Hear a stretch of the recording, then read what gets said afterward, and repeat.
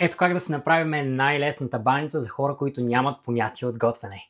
Хайде! Това си е моя версия на баница, така че не ме съдете в коментарите. Всеки човек прави различна баница. Така че реших да ви покажа моята. Първо да се екипираме, защото няма как без да се омацаме. Това е закон на Мърфи. И сега е време за баницата. Пускаме печката да загрява на 200 градуса. Печката ми нещо не ще да тръгва.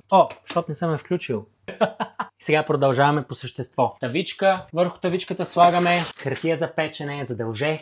4 яйца, 400 грама сирене, кисело мляко, кори за баница. Краве масло, което ще го използваме за намазване на самите кори, за да не стане суха. Първо правиме пълнежа в купа.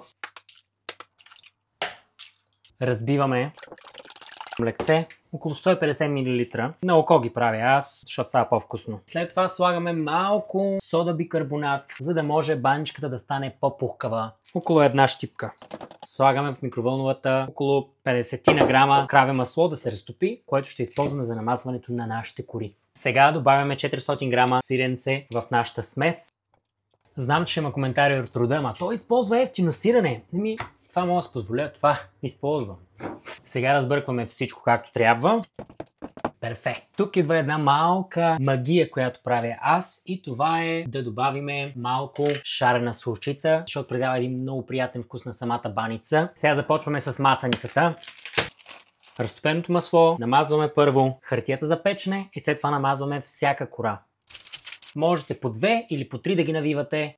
Слагате колко душа ви дава, колко сърце ви иска, колкото стомах е гладен.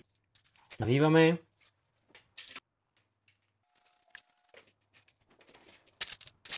Ето така изглеждат, наредени, готови за печене, но тук идва една много важна същинска част, за да не изгорят отгоре. Ще сложим едно яйце и малко масло. Някои слагат само жълтък, аз слагам цялото яйце, за да не хвърлям. И намазваме отгоре. Ще сложим малко сусамче. Поръсваме отгоре. Слагаме в печката на 180 градуса за колкото и трябва. Нямам никаква идея за колко минути, зависи от печката. Слагаме и се надяваме на най-доброто.